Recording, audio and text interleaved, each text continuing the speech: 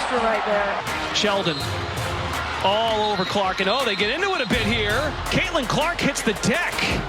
It is getting spicy in Indiana. Jealousy is real. The jealousy is real. You know, this damn dump just can't get out of its own way. I really wish a Fever player would have responded right then and there. At some point, that's got to happen. The hardwood floor of Gamebridge Fieldhouse had never felt more electric, more dangerous, more alive with raw emotion than it did on Tuesday night, June 18, 2025. Caitlin Clark, the rookie sensation who had already rewritten basketball history before even setting foot on a professional court, was about to face her most physically brutal night yet. The WNBA looks terrible right now. You're a effing joke of a league, complete failure. The atmosphere was already crackling with tension. Clark, carrying the weight of an entire franchise on her 22-year-old shoulders, had already dropped 20 points with surgical precision, her signature three-pointers finding their mark with the ruthless efficiency that had made her a household name. I feel like J.C. Sheldon was clearly targeting Caitlin Clark most of this game, and that is, that comes from a function of, she guarded her in one-on-one situations a lot up the court. The third quarter had begun like any other, with Clark orchestrating the Fever's offense with the poise of a seasoned veteran. She had the ball at the top of the key, her eyes scanning the court for opportunities, when Connecticut Sun guard J.C. Sheldon stepped up to defend her. The two guards initiated contact, the kind of physical play that had become synonymous with games involving Clark throughout her rookie season. Then it happened. Sheldon's right hand reached up, ostensibly going for the ball, but instead of finding leather, her fingers found something far more precious. Clark's eye.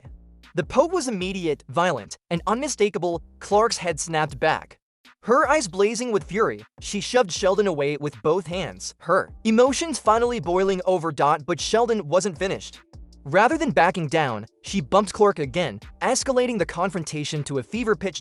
And then, as if the situation couldn't get any more volatile, Connecticut's Marina Mabrey entered the fray. She slammed into Clark with such force that the rookie sensation was sent crashing to the hardwood floor, her body hitting the ground with a sickening thud that silenced the arena for a heartbeat. Sophie Cunningham, Clark's teammate and fierce protector, decided she had seen enough. This is, of course, Sophie and Sheldon going down the floor. Sophie tries to wrap her up, and Sheldon gets to the floor, and all hell breaks loose. And Sophie said, "I'm not having it." In the final minute of the game, with the outcome already decided, Cunningham tracked down Sheldon and delivered a flagrant foul that sent a crystal clear message throughout the league. With 1 minute left, and all hell broke loose between J.C. Sheldon and Sophie Cunningham, and it is very clear the Indiana Fever, some of these girls on this team are finally fed up. Finally fed up. The hard foul led to a near brawl on the baseline as Cunningham and Sheldon got into it, with Cunningham receiving a flagrant 2 foul and immediate ejection. But Cunningham wasn't fazed by her ejection. She later posted a hilarious reaction on her Instagram story, showing she had no regrets about standing up for her teammate. Sophie Cunningham also retweeted this. Sophie Cunningham jerseys have completely sold out. But, there's been a lot of posts about Sophie Cunningham jerseys completely selling out. The message was unmistakable. Touch Caitlin Clark and you'll answer to the Fever's enforcer. A petition has surfaced on calling for Sophie Cunningham's removal from the WNBA for her physical style and involvement in recent altercations, garnering over 200 signatures so far. Asterisk, and this is how she's responding. Sophie Cunningham, these little angry black women, and this is a group of little white girls on the Connecticut Sun. She's not scared of any of them. And so she snatched Jay Sheldon by the back of her hair to let the entire league know we're not punks here. Back to the game, the referees scrambled to restore order, but the damage was done. Technical fouls were flying like confetti at a championship parade. Clark, despite being the victim of the initial eye poke and subsequent shove, was somehow assessed a technical foul, a decision that would spark outrage among fans and analysts alike. Mabrey received her technical as well, along with veteran Sun player Tina Charles. Sheldon's original common foul was upgraded to a flagrant. When Cunningham delivered her retaliatory foul late in the game, she was immediately ejected along with Sheldon and Connecticut guard Lindsay Allen. bringing the total ejections to 3. Players, the officiating throughout the night raised serious questions about WNBA referee standards and whether they were adequately protecting star players. Critics pointed to this game as evidence of the league's ongoing officiating problems, with many arguing that the referees had completely lost control of the contest. But last night, there was another unwarranted attack on Caitlin Clark. The jealous rage was bad enough, but to make matters worse, and this is what most Caitlin Clark fans are pissed off about. Notice I did not say WNBA fans. They don't exist. But the reason most Caitlin Clark fans are pissed off is because the WNBA seems to be steadfast in their refusal not to do a damn thing about it. As the officials reviewed the plays and assessed penalties, the crowd at Gainbridge Fieldhouse was in a frenzy. Chants supporting Clark echoed through the arena, while social media exploded with reaction videos, slow-motion replays, and heated debates about the incident. The hashtags began trending immediately. Clark got her gated. Protect Caitlin, wanna brawl, Indiana. Fever head coach was livid. In post-game interviews, she would unleash a scathing critique of the officiating, questioning how her star player could be penalized for defending herself after being poked in the eye and shoved to the ground. But Clark herself? She handled the aftermath with the same poise that had made her a fan favorite throughout college and into her professional career. The ripple effects were immediate and far-reaching. The WNBA, already under scrutiny for how physical play involving Clark was being officiated, faced a new wave of criticism. Fans demanded answers. Analysts dissected every angle of the incident. Former players weighed in with their own takes on what they had witnessed. Within hours, the league office was forced to act.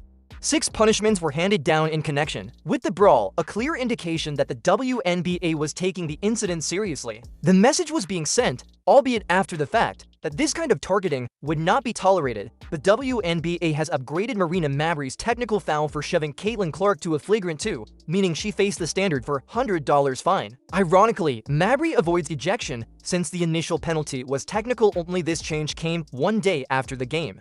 Meanwhile, Sophie Cunningham also received a fine and kept her flagrant to status, but no suspensions were handed out.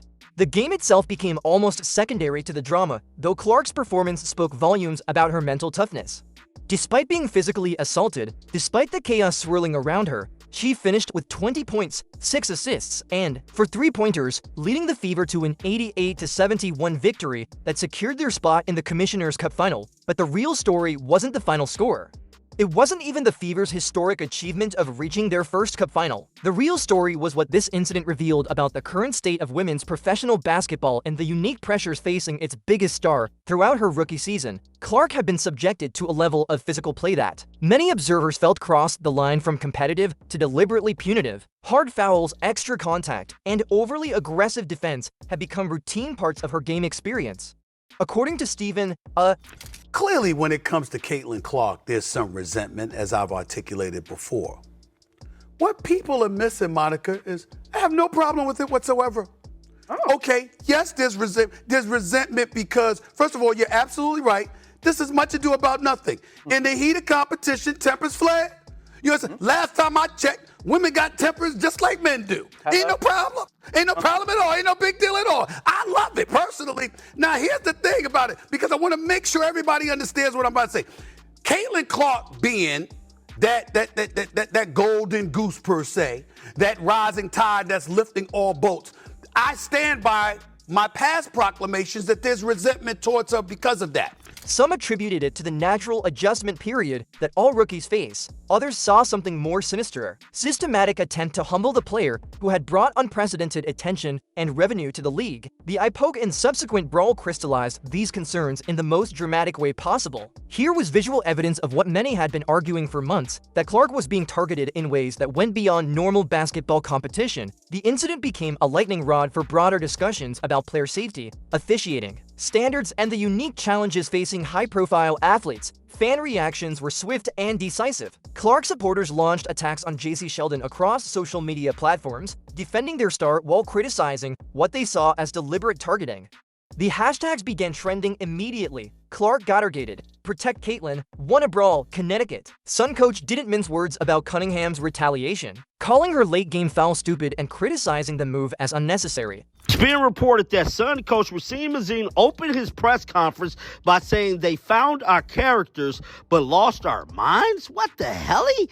Then it went on to say, this play for quote attached for me is just disrespectful to do that foul when you're winning the game by 17. Completely stupid. But Fever fans saw it differently. They viewed Cunningham, the enforcer their team needed, someone willing to step up when the referees failed to protect their star player. But perhaps most remarkably, the incident also showcased Clark's incredible resilience. Rather than being intimidated or backing down, she responded by playing some of her best basketball. Her 20-point performance in such a hostile environment demonstrated the mental toughness that had made her a champion at every level she had played. The Connecticut Sun, for their part, found themselves in the uncomfortable position of being cast as the villains in a story that was being written in real time by millions of engaged fans. While competitive intensity is expected and celebrated in professional sports, the nature of the incidents involving Clark crossed a line that many felt was inappropriate for the sport.